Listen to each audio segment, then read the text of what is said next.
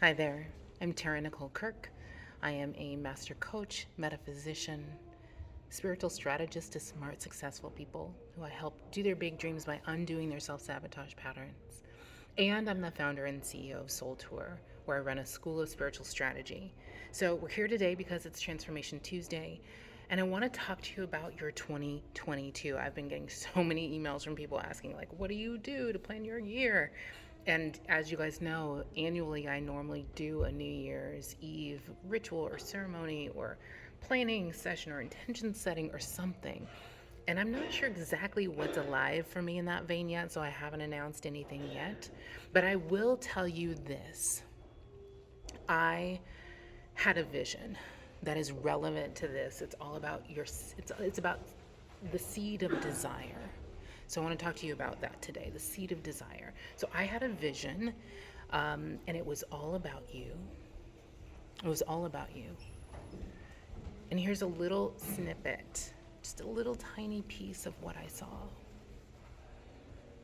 I saw that everything that has come before this moment right now as you listen to or read or watch this, all of the trauma you've experienced in your whole life, all of your disappointments, any and everything that has ever felt painful or shitty about your childhood, the identity and the trauma and the maybe curses of your ancestors, and their gifts and their painful past for generations past.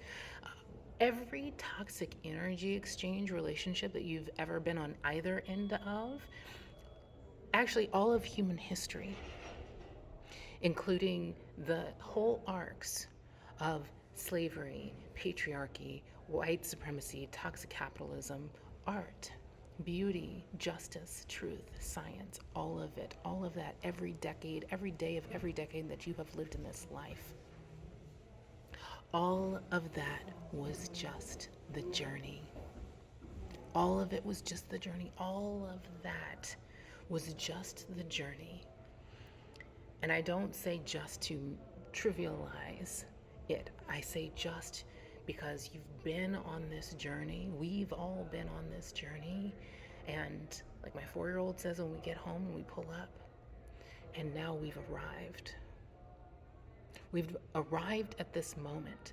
And all of that wants to be surrendered, offered up, given back to the infinite, to the cosmic powers that be, so to speak. All right, so if you dare to let go of whatever history you think defines you, whatever history you think limits you, it will dissolve. It will dissolve into wisdom.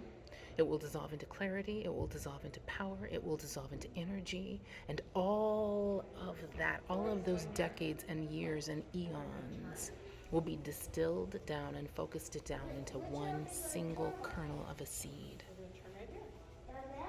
And from that single seed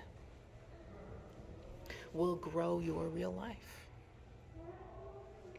your unlived life, the unfulfilled greatness that you have been either or alternately running from or pining for your whole life will become your real life, fueled by the energy of all that has ever been. All right? This will happen. I predict it will happen for some of you in 2022, but time is not real, y'all. It doesn't matter. And time scarcity is the enemy of the fucking people. So let that shit go. Plan your year by not planning around a time frame.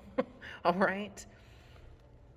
So your unlived life will become your real life, and it'll feel unreal in a wonderful way. If you let the fear be what it really is, which is just a program. All right, I'm here to tell you today that your real life, there's an old Jay-Z lyric where he says, real life starts where the church ends. Real life starts where the fear ends.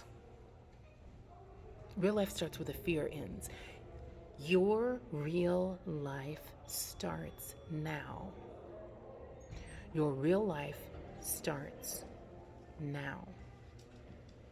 The infinite intelligence that programmed one single sperm and one single ovum to combine and become the trillions of glorious you cells. Trillions of glorious you cells, and skin and organs and brain and lungs and ideas and your life's work and your line of descendants, even. They will grow this one little seed of your past and the collective human past, and your dreams will grow something as towering and as alive as the thousands foot tall California redwoods. Will grow from your one single seed will grow something as towering and as alive and as life-giving as the California redwoods. So now's a time where it helps to get intellectually curious, right? It helps to know that the anatomy, there is only one anatomy of a seed. All the seeds have the same anatomy, and it is tripartite. It is in 3 parts. Part 1 is an embryonic plant. Part 2 is a little bit of food for the embryonic plant. Part 3 is a coat. All right? And your dreams are the embryonic plant. And I'm talking about your big dreams, like making a movie. And I'm talking about the dreams that seem small to other people but feel good, feel big to you, maybe feel elusive to you, like finally finding and living at ease in your own skin, or finally finding inner peace, or building a thriving, liberated family of thriving, liberated children. Whatever feels alive and important and meaningful and elusive to you. So whenever you're not sure what goals to set for the year, or you're unsure what your dreams really are, you got to do this, Holmes. You got to let yourself want what you really want. You've got to let yourself want what you really want. And know this, here are some signs that you might be on the right track to what your real dreams are. I'm not talking about their dreams for you, whoever they are. I'm talking about your dreams for you. If you've tried it a million times, or you've thought about trying it a million times and you've never been able to get traction on it, you're probably moving in the right direction. It's close to the right one. If it sounds batshit crazy, like it's way too big, or you're not ready, or you don't have the resources, or you don't know the right people, or you've never done it before, no one you know has ever done it before, you're also probably on the right track. If you've always played with things that have the same kind of flavor or feel as that dream, even when you were a kid, if the games you played had the same feel or activity involved as what this dream or goal is that you're tempted to want to do but not letting yourself do, that's probably it. So anytime you feel unclear, understand this: you are not going to get clear on what your dreams are sitting in a room spinning your wheels and thinking about it, right? You start to get clear by taking steps that feel good and feel like kind of natural and almost maybe like inevitable, or that it's like almost like a gift to yourself or a relief when you just take the step. Committing to discovering your dream, committing to finding your zone of genius and dwelling in it, that commitment is in itself clarity. Right? And then once you start to know what the dream is, even if it feels hard or feels like you're very blocked or getting in your own way, committing to it is clarity. Commitment is clarity. So just decide.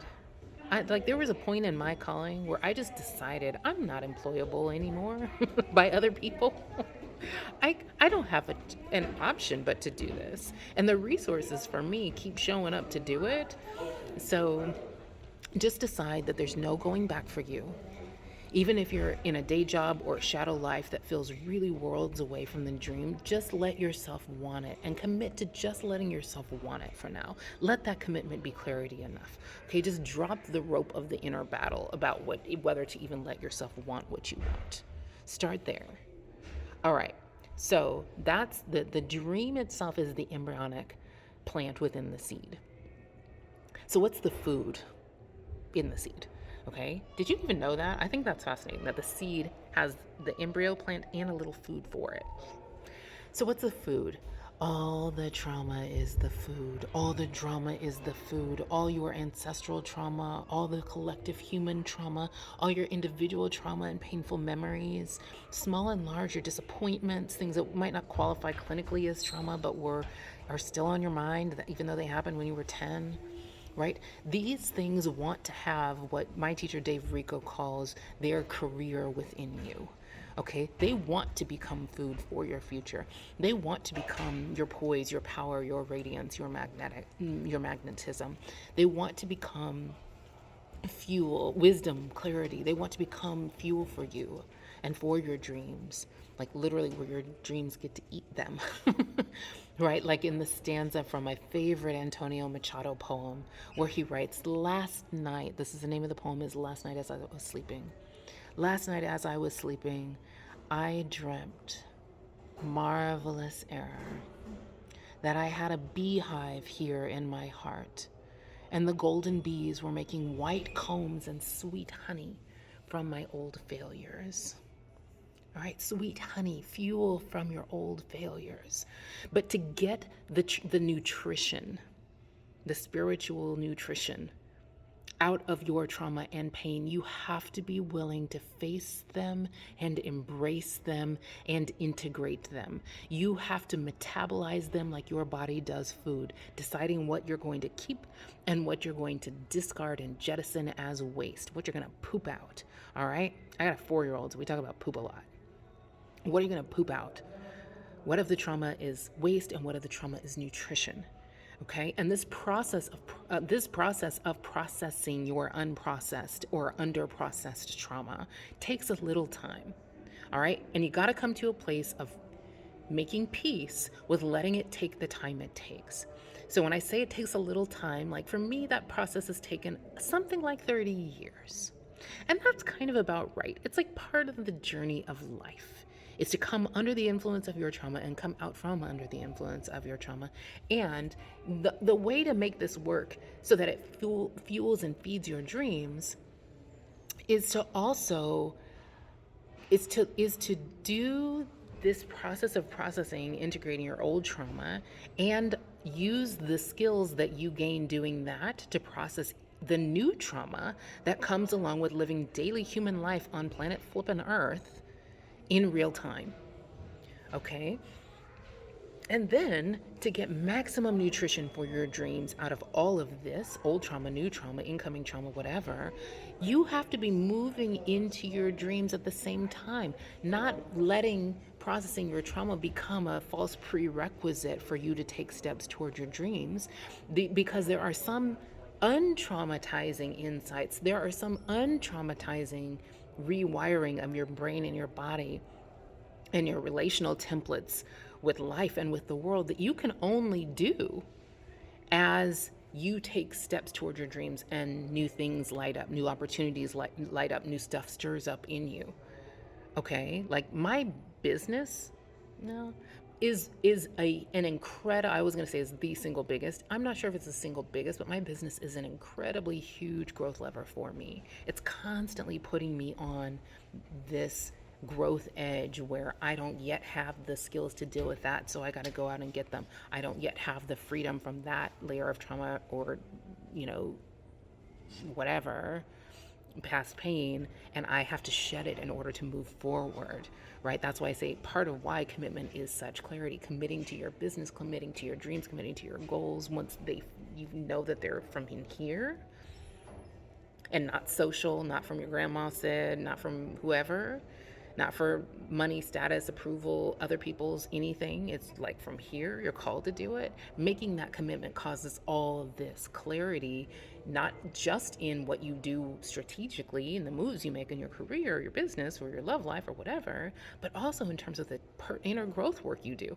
I had to do this level of shadow work. I didn't have an option because this was the commitment. There was no other course for me. Okay, so then part 3 of the seed is a coat. And the coat, I like to think of the coat as the blessing of sacred alignment, the blessing of your alignment with holy, higher, special, meaningful, important things, the blessing of alignment with your sacred contracts. the blessing of aligning your whole life and the way you spend your time and the way you spend your life force with the unique spirit and personality that you and only you have and came here with, right? The blessing, the coat around the seed is the unique glory of you and how you came here. That's the unique way that you came here to benefit humanity, right? It's sacred. It's alignment with your true and sacred self, alignment with the divinity within you, alignment with the divinity that is you. It's alignment with the unique expression of your gifts that happens, that is, the uniquely powerful version of an expression of your gifts that can only happen when you create the space and force and allow the commitment to your callings to force out some of the bullshit that's on your calendar and let you simply be in the flow of being and doing and creating and learning and actualizing and self-discovery and aligning over and over and over and over and over and over and over and over and over and over and over and over. Yeah. So back in the olden days, the 1900s, the old black ministers would talk about how a seed has to die for the plant to be born. And that's not entirely accurate, okay? Like in due timing and in divine timing, the coat on the seed provides protection for the embryonic plant and for the food as long as necessary until it doesn't die, it just falls away to reveal the nourished, fed embryo, okay? The coat of the seed doesn't dissolve or fall off and then the plant is just grown, okay? What it reveals is the embryo, right? Which is then just big enough to get rained on and to get the sun and get sunshined on and get cultivated, and maybe if there's a farmer around or somebody who tends it, to get weeded and tended, to get germinated, to get pollinated, right? You only have to keep the coat on. You only have to protect the dream and the food for the dream long enough for the baby fledgling dream to be just strong enough and just, have taken enough in the soil, just enough of a root to start getting real nutrition coming in, to start really getting tended, to start to really bear fruit. Okay? You don't wait till the fruit is born. That's what everybody's doing. You want to wait till you're ready. If you're waiting till you're ready to start doing your dreams, you're waiting too long. Okay? So there is one particular path of the Vajrayana Tibetan Buddhist tradition in which the ultimate level of awakening is known as attaining the rainbow body. Okay? So in order to understand what the rainbow body is, and I'm going to tell you, you have to understand first that the Vajrayana lineage sees our human physical apparatus as just the creative output of the elements of the cosmos, having been literally the elements, wind, air, fire, all of that, has been bathed in for eons and eons in radiant, bright light. So, in this lineage, it is taught that when an awakening human being steps through the final threshold of total enlightenment, so that they no longer need to incarnate, they ain't got time for that anymore. Their physical body dies, okay? And the resulting illumination is literal. Their bodies are said to disintegrate, not into cells, not into flesh, but into rainbows, leaving nothing but hair and fingernails and teeth and clothes and extensions behind. Okay, so right now, as you begin to step into the threshold of 2022 and all the awakening that I declare it will bring to you, I want you to simply set the intention to let some things die, a mini version of the rainbow body death. I want you to let whatever personal mythology you've been living that is limiting die. Whatever stories you tell about who you are and who you can only be because so and such, thus and so, let whatever you've been doing to stay on the freaking hamster wheel, the humanity hamster wheel, let that stuff stay in place as long as you need to for the unedited dream, the dream when you're not holding it back or playing small with it. Let that dream get as nourished as it needs to. Let it get as much nutrition as it needs to get in tiny seedling form so that it can come out still a baby seedling plant and get rained on and sunshined on and pollinated into so it can grow. And let all of that mythology and story and identity and the who you've been being that ain't really you, let it stay in place not one single freaking minute longer than that. And then you let the version of you, the limited, small you, let that begin to fall away like the coat off the seed, to reveal the real dream beneath. And I want you to let this falling away be a rainbow death, where the hamster wheel version of you dissolves, falls away, disintegrates, not into, rotting flesh, but into the liberated real you. A glorious energy body, like a rainbow, right? In the form of a radiant, colorful light show that takes your own breath away. Feels like a gift when you glimpse your own self, your own true, sacred, lit up self in the mirror. So as I leave you today, know this. I declare that 2022 is the year to nourish your real dreams, your big dreams. So right now, begin the process of tuning in to what the real dream at the center of that seed is. And I want you to let yourself begin to plant the food that goes in with that dream inside the seed. I want you to plant the food of processing the trauma that needs processing. I want you to let yourself begin to fall in love with that future. As Dr. Joe would say, let yourself fall in love with your own future all over again. Let the old personal mythology, that version of your life that seems like the known kind of version, but is not inspiring or exciting to you, let that shit start to die. Can you do that for me?